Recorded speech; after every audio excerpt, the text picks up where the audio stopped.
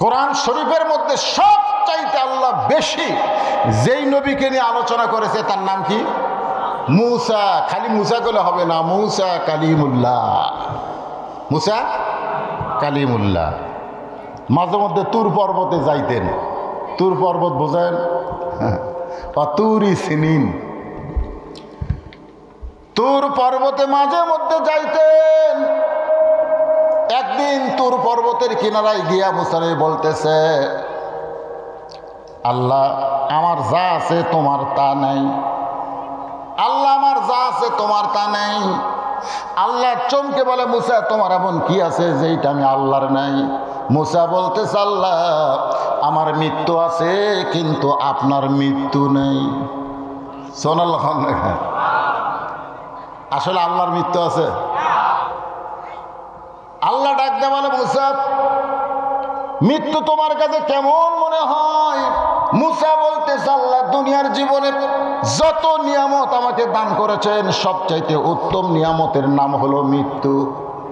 আল্লাহ কয়, মুসা মানুষ দুনিয়াতে গেলে মরবার চায় না, মানুষ দুনিয়াতে গেলে মরবার চায় না, আর সেই মৃত্যু তোমার কাছে উত্তম মনে হওয়ার কারণ কি? আপনার বলেন তো, এই দুনিয়াতে এসে কি আমরা মরবার চাই? স্বামীর ক্যান্সার হয়েছে, বউ খালি স্বামীর মাথায় হাত লাড়ি আর কয়, আল্লাহ স্বামীর ব্যারাম হামাক দাও, আমার হায়াত আল্লাহ স্বামীক দাও। মানে স্বামীর ক্যান্সার ব্যারাম হামাক দাও, 1 মাস পরে আমার স্বামী মারা যাবে, আমি বিধবা হয়ে বাঁচবার চাই না, বরং আমার হায়াত আমার স্বামীকে দাও, আর স্বামীর মৃত্যু আল্লাহ আমাক দাও। স্বামী চোখের পানি বের করে কান্দার কয়, তোর মতন বউ পাওয়া হলো ভাগ্যের ব্যাপার। তোর মতন বউ পাওয়া কি ব্যাপার? ওই বাড়িতে একটা আড়িয়া গরু আছিল, জোরে কোন কি গরু? আড়িয়া গরু বোঝেন? এতে সামনে কুরবানি আসতেছে, আড়িয়া গরু। আমার এলাকার কিছু ছেলেরা আড়িয়া গরুর মতন ঘরে, আড়িয়া গরুর মতন খালি ঘরে আর ঘরে। জিজ্ঞাসা করলাম, কেরে তোর বাবা অটো ভ্যান চালায় আর তুই 25,000 টাকার স্যামসাং মোবাইল নিয়ে ঘুরিস? তোর বাবা ভ্যান চালায় আর তুই মোবাইল নিয়ে ঘুরিস, তোর কি লজ্জা নাই? ওই ছেলেটা আমার দিকে মুচকি মুচকি হাসে আর বলে, চাচা আপনি কি আমার চেনেন? গত বছর আমার দাম 1.5 লাখ ছিল। 1 বছর ধৈর্য ধরার কারণে আর এক মেয়ের বাপ আমার দাম 2 লাখ বলতেছে। আমি তখন মনে মনে বললাম, তুই মনে হয় কুরবানি বাজারের আড়িয়া হয়ে গেছিস, দিন দিন তোর দাম বাড়তেছে। এখন আড়িয়া গরু দড়ি ছেঁড়া, দরজা বন্ধ, দড়ি ছেঁড়া হয়ে আড়িয়া খাওয়ার জন্য, আড়িয়া গরু খাওয়ার জন্য খুঁজতেছে। হঠাৎ বারান্দার উপরে দেখে সিলভারের পাতিল, পাতিলের ভিতরে লক্ষ্য করে দেখে তলায় চিটিয়া লালি। কি লালি? আড়িয়া গরু খাবার চায়, কিন্তু পাতিলের কান্দার মধ্যে ওর শিং আটকে, মুখটা চিটিয়া লালি পায় না, জিভা বার করে দেয় কিন্তু চিটিয়া লালি পর্যন্ত যায় না। আড়িয়া জোর করে পাল্লার মধ্যে যখন মাথা ঢুকাবার চাই, ঢুকে গেছে, চিটালালি খাওয়া হয়ে গেছে, কিন্তু ওই শিং কান্দার মধ্যে এমনভাবে আটকে গেছে, মাথা লড়াই কিন্তু মাথা থেকে পাতিলার পড়ে না। এখন আড়িয়া গরু গোয়াল ঘর না, ওর মালিকের ঘর, কেমনে বুঝবে? কারণ মুখ চোখ সব ঢাকা। হো হো শব্দ করে স্বামী স্ত্রী যেই ঘরে ঘুমাইছে, ওই ঘরের মধ্যে যেই মাত্র ঢুকছে, বউ চিল্লায় বলে, বাবা আজরাইল খবরদার আমার কাছে আইসো না, আমার স্বামী হলো ক্যান্সার রোগী, তুমি তার কাছে যাও। স্বামী চিল্লায় বলে, বউ কি হয়েছে? বলে আজরাইল ঘরের মধ্যে ঢুকছে, আমি তোমারে দেখাই দিলাম। স্বামী চিল্লায় বলে, দিনের বেলা তুই কইলি আপনার মৃত্যু আল্লাহ আমাকে দেখ, আমার হায়াত আল্লাহ আপনাকে দেখ, আর রাতের বেলা কি বলতেছিস? বউ চিল্লায় বলে, স্বামী গো, মানুষ মরবার চায় কিন্তু আসলে কেউ দুনিয়া থেকে যাবার চায় না, ধরে কোন ঠিক কি না? আল্লাহ ডাকতে বলে, মুসা আপনি মৃত্যু পছন্দ করে না, সেই মৃত্যু তোমার কাছে উত্তম নিয়ামত হওয়ার কারণ কি? মুসা বলতেছে, আল্লাহ কারণ হলো 3টা। 1 নম্বর কারণ হলো, না মরলে জান্নাতে যাওয়া যাবে না। আপনি যে জান্নাত বানায় রাখছেন, সেই জান্নাতে যদি যাইতে চাই তাহলে মরা ছাড়া জান্নাতে যাওয়ার কোনো উপায় না। আপনারা বলেন তো, আপনারা কি জান্নাতে যাবেন? এ কারা কারা যাবেন? আল্লাহকে একটু হাত দেখেন তো দেখি, টান টান করে দেখেন, টান টান করে দেখেন, হাত নামান। এখন জান্নাতে যাবার চাইলেন, আল্লাহ যদি বলে ঠিক আছে জান্নাতে যাও, জান্নাতে যাও, তাহলে কেমনে যাবেন? কথা কয় না। তাহলে জান্নাতে যাইতে গেলেই তো মরা লাগবে রে। জান্নাতে যদি যাইতে চাই, মরা ছাড়া জান্নাতে যাওয়ার কোনো রাস্তা। তাহলে আমি যেই বলবো জান্নাতে যাইতে গেলে কি চাই, আপনার জবান করে বলবেন মরতে চাই। জোরে বলেন জান্নাতে যাইতে গেলে কি চাই, আরো জোরে জোরসে বলুন। খালি মরতে চাই মিছিল করেন, জালেম সরকার ক্ষমতায় 1 মিনিটও থাকতে পারবে না। জোরে কর কথা ঠিক না করছেন কিন্তু আজকে খালি চাপায়ের দেখে খালি মরতে চাই সকলে মিছিল করেন। ওই পুলিশ টুলিশ দরজার চাবি আটকাবি। খবরদার ভাইরে, যারা মরবে আর চায় তাকে সামনে দাঁড়ানোর কোনো শক্তি আল্লাহ ছাড়া আর কারো। কিন্তু আমরা কি ব্যাসবার চাই বাতিলের সাথে আপোষ করে বাঁচবার চাই। অথচ মূর্খ ইমানদার যারা হবে, দরকার হলে তারা ইমানের সাথে মৃত্যুবরণ করবে, বাতিলের সঙ্গে 1 মিনিট আপোষ করবে না। ধরে কোন কথা ঠিক কি না? মাইকেল জ্যাকসন বাঁচার জন্যে 11টা ডাক্তার সেট করছিল, বাঁচার জন্যে। প্রত্যেকটা বিষয়ের উপর একটা করে ডাক্তার, গবেষণার ডাক্তার, রক্ত বিশেষজ্ঞ, চরম বিশেষজ্ঞ, চোখের ডাক্তার, হাতের ডাক্তার, কানের ডাক্তার। 11 ডাক্তার সেট করছিল 150 বছর বাঁচবি। কয়শো বছর? কিন্তু 49 বছরই মরে গেছে। তাহলে কি বুঝলেন?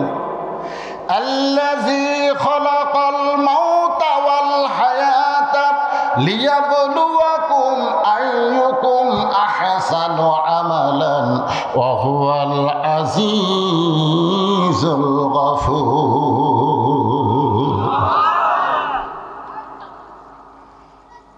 মা ছেলে একটু ইসলাম আন্দোলন করে তো কিছুদিন হলে পুলিশ আবার ব্যথা ধরতেছে।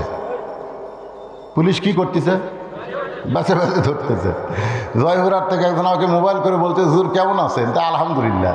আমি কইলাম মুয়াজ্জিন সাহেব তুমি কেমন আছো? কয় নাউজুবিল্লাহ। তা আমি কইলাম নাউজুবিল্লাহ কেন? বলে হুজুর আজকে 3 দিন হলে আজান হচ্ছে, আকামত হচ্ছে, কিন্তু ইমাম নাই। আজান আকামত ভাই, ইমাম নাই কেন? কয় ইমামকে পুলিশ খুঁজতেছে, ইমাম পুলিশের ভয় যে কোন জায়গা ঢুকাইছে। আমি মুয়াজ্জিনকে বললাম ইমামকে পুলিশ খোঁজে কেন? ইমাম কি তোমাদের গিরার মধ্যে সবচাইতে খারাপ?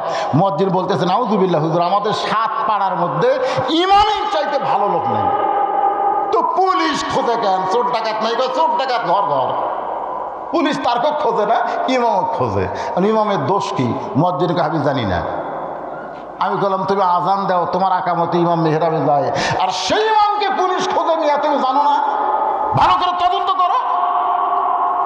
মুয়াজ্জিন 3 দিন পরে আমাকে মোবাইল করে বলতে যে হুজুর ইমামের মারাত্মক দোষ আছে। আলো মারাত্মক দোষ কি? বলে ইমাম বিশ্বাস করে খালি মসজিদ আল্লাহর না, গোটা বাংলাদেশও আল্লাহর। খালি মসজিদ ভালো রাখলে হবে না, মসজিদের আইন যে গোটা বাংলাদেশ ভালো করতে হবে।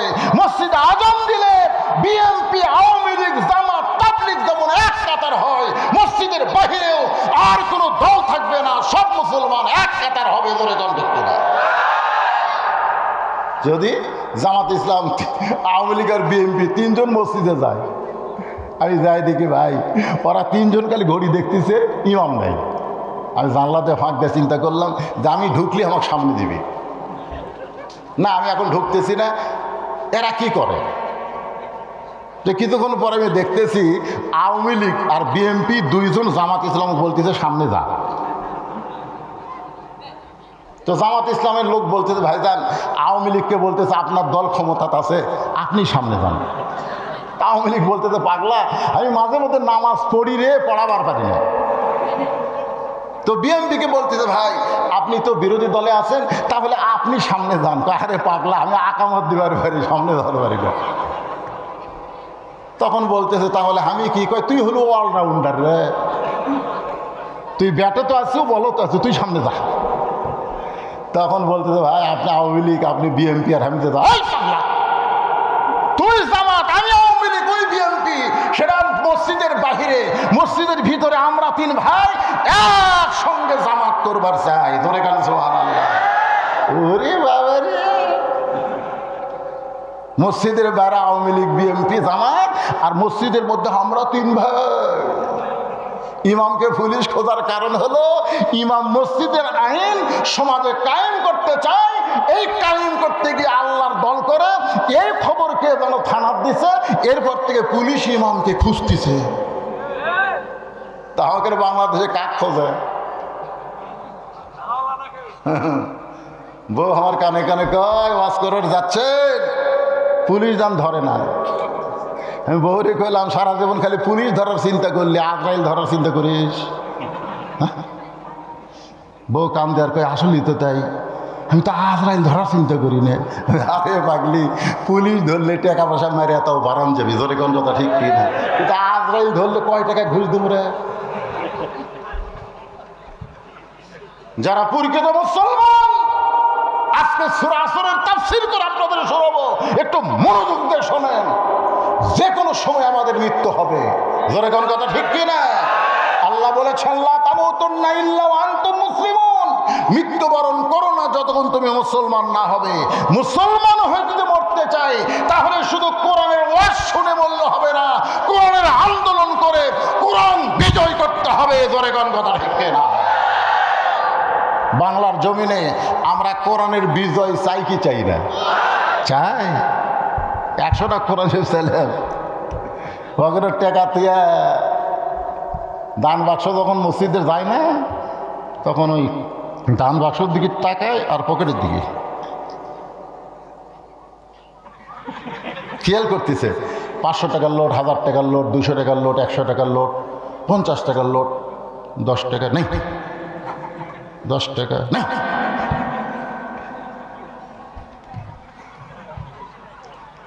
টাকা কিন্তু পকেট ভরা, কয় টাকা নাই? 10 টাকা নেই। যেই ঠেলা মারছে, দুই কান্দের ফেরেশতা বলতেছে আল্লাহ আমরা এই শয়তানের কান্দ থাকবো না। কেরামান কাতিবিনা ইয়ালামুনা মা তাফালুন, এই দুই কান্দের ফেরেশতা বলতেছে আল্লাহ আমরা এই শয়তানের কান্দ থাকবো না। এই শালা লেখবো কি?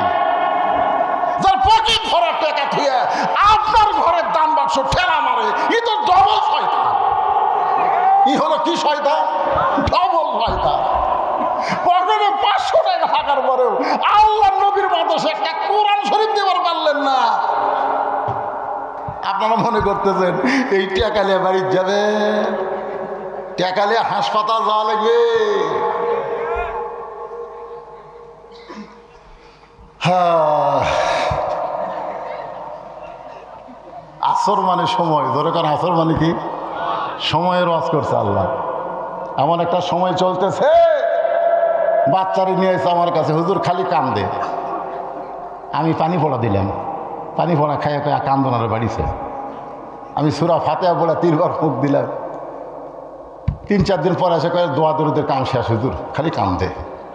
আমি বললাম কে রে, কোন সময় রে, দোয়া দরুদের কাম হচ্ছে না। 1-1 মাস পরের মাকে বললাম কে মা খবর কি? কাল কান্দে না হুজুর। তো কোন দোয়ায় কান্দন বন্ধ হলো? দোয়া লাগেনি তো হুজুর, বাবা একটা মোবাইল কিনে দিছে। যখনই কান্দে তখনই বাইর করে দেয়, আর কান্দে না।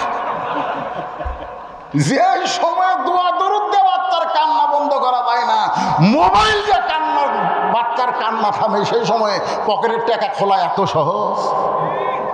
টাকা দিবেন না? আচ্ছা না দেন, এবারে টাকা আছে?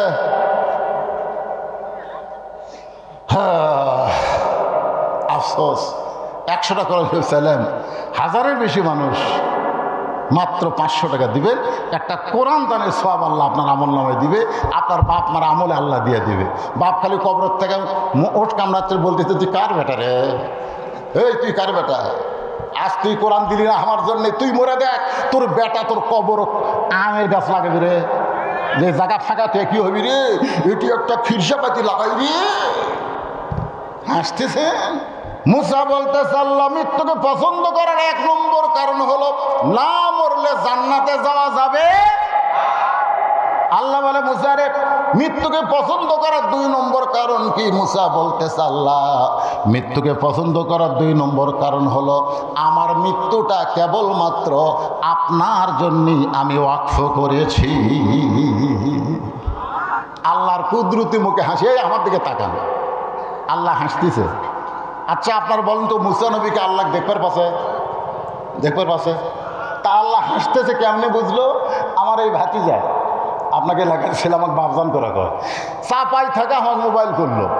তা আমি এখন বগুড়া থেকে হাসতেছি, ওই কি দেখতেছে? ওই কিন্তু মোবাইলই বুঝতে আছে। এত হাসেন কে পারে? বগুড়ার ভাষা। তো আল্লাহর কুদরতে হাসি ফুটে গেছে। মুসা বলতেছে আল্লাহ আপনি হাসেন কেন? আল্লাহ বলতেছে মুসা তুই বড় চালাক, তুই বড় চালাক। আমার রাস্তায় যাদের মৃত্যু হবে আমি আল্লাহ বলেছি ওয়ালা তাকুলু লিমান ইউকতালু ফি সাবিলিল্লাহি আমওয়াত বাল আহইয়া। আমার রাস্তায় যাদের মৃত্যু হবে আমি আল্লাহ বলতেছি তারা মরবেই না, তারা চিরজীবন লাভ করবে। ধরে গান সুবহানাল্লাহ। যখন ফাঁসির আসামিকে বলল না উকিল, যদি আপনি বাঁচবার চান রাষ্ট্রপতির কাছে দরখাস্ত লেখেন, রাষ্ট্রপতি যদি প্রাণ ভিক্ষা দেয় আপনার আর কোনো টেনশন নেই। আসামি খালি মুচকি মুচকি হাসে। উকিল কয় হাসেন কে? হাসার কারণ হলো তোর কথা শুনে হাসি লাগতেছে। তুই কার কাছে জীবন ভিক্ষা চাবার বললি? রাষ্ট্রপতির কাছে। আসামি কয় কে রে পাগলা, আমি আমার জীবনে 3টা রাষ্ট্রপতিকে ক্ষমতার থাকা অবস্থায় মরা দিচ্ছি রে। আমি আমার জীবনে 3টা রাষ্ট্রপতি ক্ষমতার থাকতেই মরছে। একটা বঙ্গবন্ধু শেখ মুজিবুর রহমান, একটা জিয়াউর রহমান, একটা জিল্লুর রহমান। 3টা রহমান। ধরে কয়টা রহমান? 3টা রহমান ক্ষমতার থাকা অবস্থায় মরছে। যারা ক্ষমতার থাকা অবস্থায় মরে যায় তাদের কাছে কোনো ইমানদার প্রাণ ভিক্ষা চাবে না। ধরে কোন কথা ঠিক কেনা? উকিল বলতেছে তাহলে আপনার ফাঁসি হবে, তাহলে আপনার ফাঁসি হবে। মুমিন মুসলমান মুচকি মুচকি হাসে। উকিল বলে হাসেন কেন? আল্লাহর বান্দা বলে আমার ফাঁসি হবে কিন্তু আমার মৃত্যু হবে না। আমার ফাঁসি হবে কিন্তু আমার মৃত্যু হবে না। যারা ফাঁসি দিছে তারা মরে গেছে, তাদের নামগন্ধ থাকবে না। কিন্তু যাদের ফাঁসি দেওয়া হলো অন্যায়ভাবে কিয়ামত পর্যন্ত তারা মানুষের অন্তরে জীবিত থাকবে। ধরে কোন ঠিক কিনা? আবু হানিফাকে যারা হত্যা করেছে তাদের নাম কেউ মনে রাখে নাই, কিন্তু আবু হানিফার নাম আছে না নাই? আছে না নাই? আল্লাহ কোরআনে বলেছেন তুইজ্জু মান তাশা ওয়া তুযিল্লু মান তাশা বিয়াদিকাল খায়র ইন্নাকা আলা কুল্লি শাইইন কাদির। সম্মান দেওয়ার মালিককে। ইয়াজিদ কিন্তু ক্ষমতার চেয়ারে বসে হোসাইনকে হত্যা করেছে। জোরেগণ ঠিক কিনা?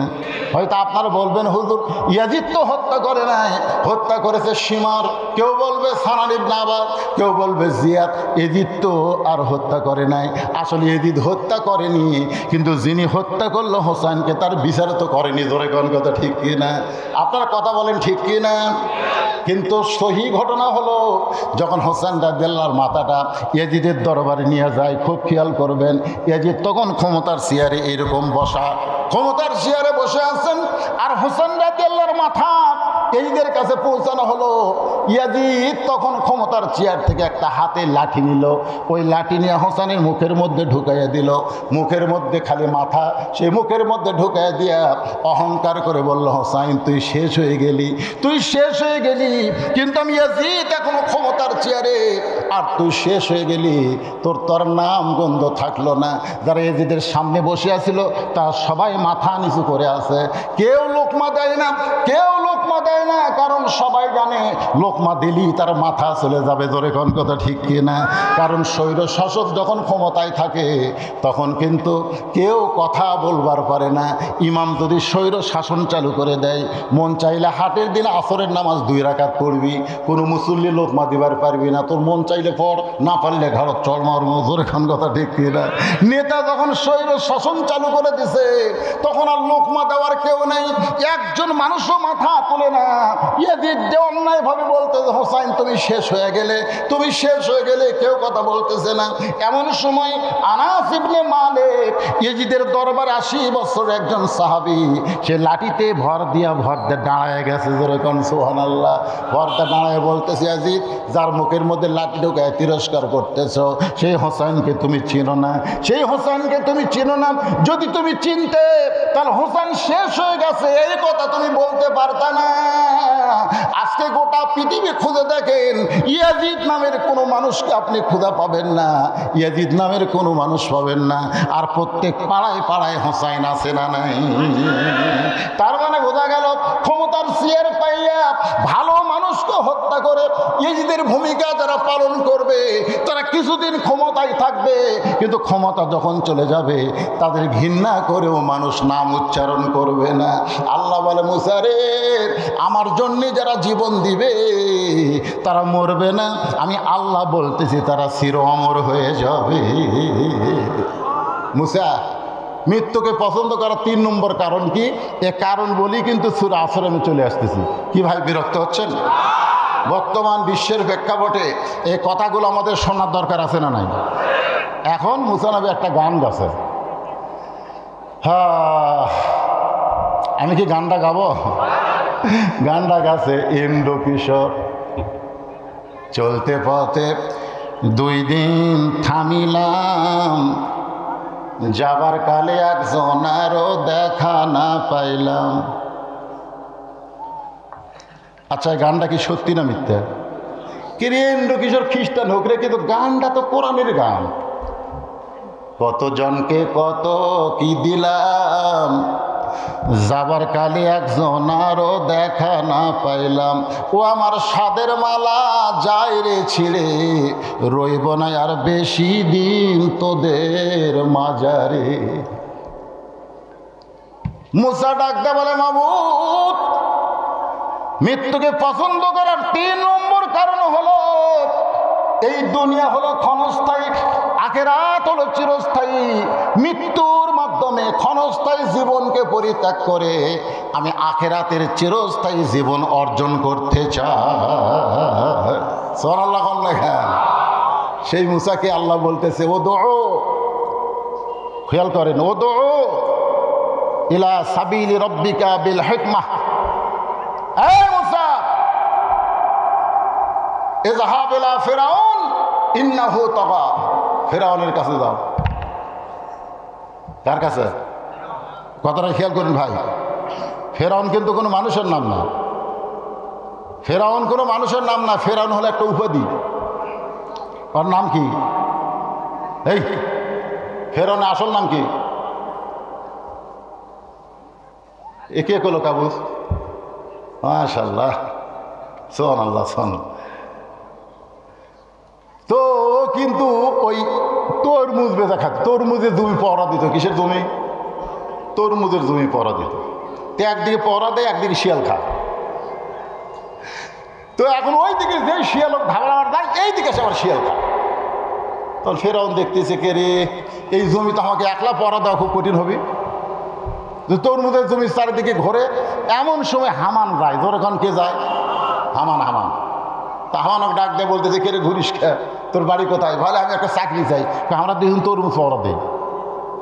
তরমুজ কিন্তু পিস ভাও বিক্রি হয়। ধরে এখন কি ভাও? কিন্তু কেজি আকারে বেচে। ফেরাউন কি ভাও কিনে? কথা কয় না, পিস ভাও কিনে 10 টাকা পিস, আর বাজারের যে বেচে 20 টাকা কেজি। আজকে আমাদের বাংলাদেশে যারা তরমুজ বেচতেছে এরা কি? কথা কয় না, কথা কয় না। ওরা কিনে কিন্তু পিস ভাও আর বেচে কেজি ভাও। তরমুজের যা লাভ রে ভাই। শেষ পর্যন্ত ফেরাউন গোরস্থানের দারোয়ান, প্লেগ রোগ হয়ে এত মানুষ মরল, ওই জায়গায় টাকা ঘুষ নেওয়া শুরু করলো। এক সময় মিশরের শাসনকর্তা হয়ে পড়ে গেল, যেমন বাংলাদেশ হয়ে পড়তেছে মেগা প্রজেক্ট ধরার কারণে। এমন টাকা ঋণ করেছে, আপনার একটা বাচ্চা কোন জন্ম নেওয়ার সঙ্গে সঙ্গে 1 লাখ টাকার বেশি সে ঋণগ্রস্তর মধ্যে পড়ে যাচ্ছে। তো ফেরাউনের কাছে ডাকলে শেষ পর্যন্ত ফেরাউন তো বুঝতেছেন এমন অবস্থা হলো। এক সময় ফেরাউন আনা রব্বুকুমুল আলা, আনা রব্বুকুমুল আলা, আল্লাহ বলতেছে যাহাবেলা ফেরাউন, ফেরাউনের কাছে যা। মুসা নবী ফেরাউনের কাছে গেলেন। ফেরাউনের কাছে গিয়ে দেখতে যে ফেরাউন জিকির করতেছে আনা রব্বুকুমুল আলা। সঙ্গে সঙ্গে মুসা নবী বললেন, লা ইলাহা ইল্লাল্লাহু মুসা কালিমুল্লাহ। এ ভাই শোনেন, সঙ্গে সঙ্গে ফেরাউন চেয়ার থেকে লাফ দৌড়ছে। তোর আল্লাহর জিকির করবার চাস তোর আল্লাহর জায়গায় যা। আমার রাজত্বের মধ্যে তোর আল্লাহর জিকির চলবি না। কথাটা খেয়াল করবেন। আল্লাহর জিকির করবার চাস আল্লাহর জায়গায় যা। আল্লাহর জায়গা কোনটা? হ্যাঁ দেখছেন? ওরা যে দেখতেছেন না হুজুর, ওই পুকুর ওটা আমার, ওই বাগান ওটা আমার, ওই সাইডে যে জমি দেখতেছেন এটাও আমার, আর এই সাইডে সব আমার ভাইয়ের। তো সবই যদি তোমাকে হয় আল্লাহ, তখন হুজুর আল্লাহটা দেখবার গেলে 2 মিনিট হাঁটা লাগবে। কয় মিনিট? তো চলো যাই আল্লাহটা দেখে আসি। আর মসজিদের সামনে যে বলতে যে হুজুর এখানেও আল্লাহর কিছু ছিল না, আমার চাচাই 10 শতক আল্লাহ দান করছে, তা আমরা টাকা পয়সাতে আল্লাহ ঘর বানা দিতে। হুজুর ফেরেশতাকে আল্লাহ এই দেশের নাম কি, যেই দেশে তোমার কিছুই নেই আর চাচা 10 শতক দান করছে আর এরা টাকা পয়সা দিয়ে ঘর বানা দিছে, এই দেশের নাম কি? আল্লাহ বলতেছে ওটাই ফেরাউনের দেশ, যে দেশে আমার চাইতে গরিব কেউ নেই, যে দেশে একদম ঘোড়া বংশাবল শিক্ষালয় 3 তলা 4 তলা হয়, জালিকাল কিতাবুল লা রাইবা ফিহি হুদাল্লিল, আমার কোরআনের শিক্ষা দিলে মানুষের কাছ থেকে দান সাদকা চাইতে চলন লাগে, এই দেশ হলো আমি আল্লাহর দাম নাই, আমার কোরআনেরও দাম নাই। জোরে কোন কথা ঠিক কিনা? সেই দেশই হলো ফেরাউনের দেশ। এ কথা কন না কেন? আল্লাহ বললেন ইন্নাল ইনসানা লাফি খুসর, নিশ্চয় মানুষগুলো ক্ষতির ভিতরে। মানুষগুলো ক্ষতির ভিতরে। যেই মানুষগুলো আমার সামনে বসে আছেন ওই পাগল কিন্তু বলতেছে সবাই খাওয়া দাওয়া করতেছে, কিন্তু তুই উঠে আসলি আমার কাছে, তুই শুনবি না দেখবি, মানুষ নাই এটা শুনবি না দেখবি। আপনাদের মনে আছে? মনে আছে? ওয়াজ মনে রাখতে হবে, কারণ ওয়াজের একটা লাইন ছাড়া ওয়াজ আমি করি না। প্রথম যেখান থেকে আলোচনা করেছি সেখান থেকে আলোচনাটা শেষ পর্যন্ত চলবে ভাইজান। আদায় যা হয়েছে পুনরায় আর আদায় করার দরকার। আমি 2-1টা হিন্ট দিলাম, কিন্তু তারপরেও তা আপনারা চেতলেন না।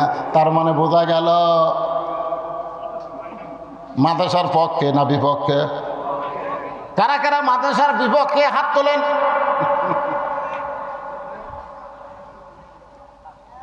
কারা কারা এই মাদ্রাসার পক্ষে 2 হাত তোলে আল্লাহকে দেখান।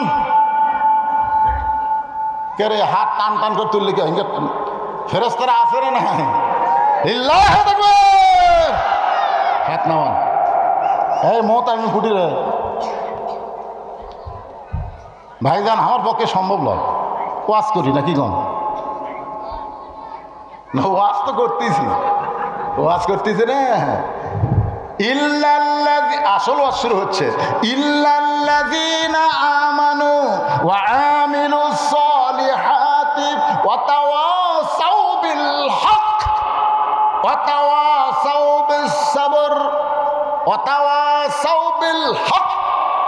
মামুনুল হক, আজিজুল হক, কুলজাল হক, ওয়াজাহাকাল বাতিল, ইন্নাল বাতিলা কানা যাহুকা।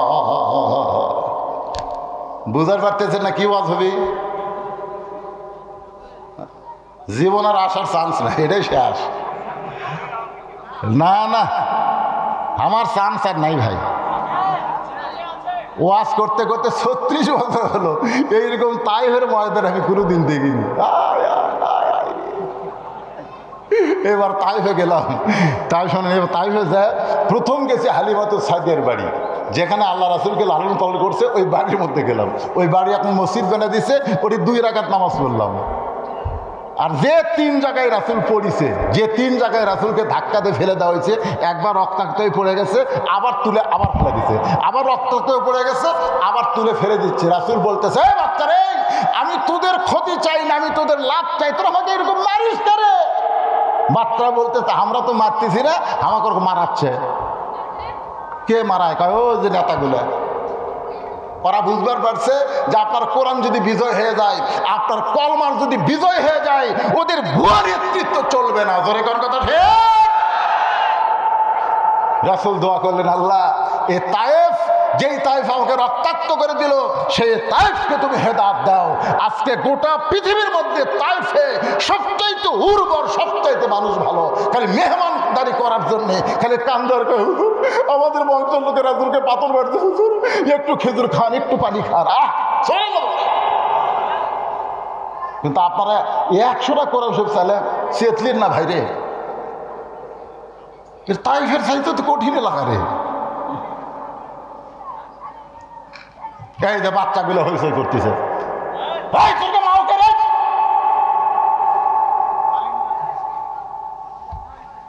অধিকাংশ হলো সিজার করা। ধরে কন কি করা? শোনেন আমার কথা শোনেন, 3টা আমার মুরব্বী তো সব অধি শুনছে, শোনেন নি? 3টা জিনিস খেয়াল করবেন। একটা হলো ডাক্তারের বইয়ের কোনোদিন সিজার লাগে না। বাংলাদেশে যত MBBS ডাক্তার আছে আপনি খুঁজলে দেখবেন একটা ডাক্তার বউ সিজার করেনি, একজন ডাক্তার বউ সিজার করেনি। আমার এলাকার যে কটা ডাক্তার আছে আমি বললাম আপনাদের বউ সিজার করেন না কেন? হুজুর সিজার করলে মায়ের শেষ, সন্তানের শেষ। সিজার করলে কি হয় জানেন? মায়ের বিশাল ক্ষতি হয়ে যায়। কারণ আল্লাহ বাচ্চা পেটে দিয়েছে, নর্মালি বাচ্চা হবে। আজ থেকে 20-25 বছর আগে বাংলাদেশে কোনো সিজার ছিল না, কথা কোন ঠিক কিনা? সিজার করা মানে কি? ওই যে পেটের মধ্যে ডাক্তারের কাছে কাছে ডাক্তার বলতেছে পানি নেই, একটু কাতকুত হয়ে আছে, এটা কাটা ছাড়া তো বুদ্ধি নাই। এখন কি করবে? পেট কাটে দেখে যে ঘুমের মধ্যে আছে, ওই ঘুমের মধ্যে আছে। এখন ডাক্তার চিন্তা করি 2 দিন পরে এমনি হবে, 2 দিন পরে আগে পেট কাটা হলো, এত ঘুমই ভাঙবিনি।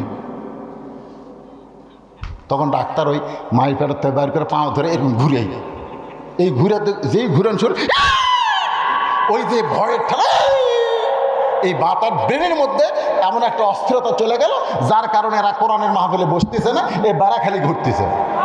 এই সব কটা সিজার করা। ধরে কোন কি করা? সিজার।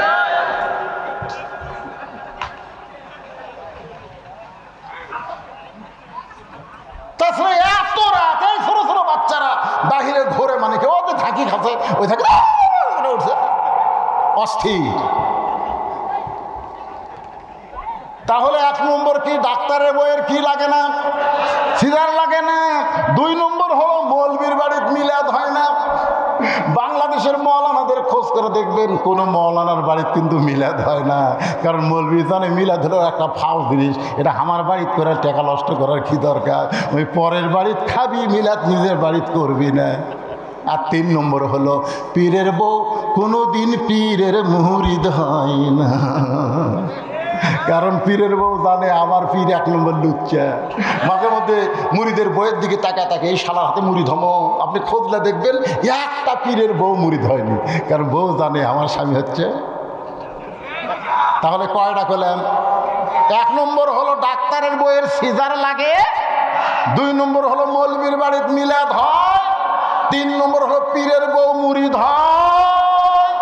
কিন্তু নবীর হাতে সর্বপ্রথম যিনি কলেমা পড়েছে তার নাম হলো খাদিজাতুল কুবরা। সুবহানাল্লাহ। তাহলে কি বুঝলেন? যেই পীরের বউ মুরিদ হয় না সেই পীরের কাছে যাওয়া চলবে না। কিন্তু আল্লাহর নবীর বিবি খাদিজা সর্বপ্রথম নবীর হাতে কলেমা পড়েছে।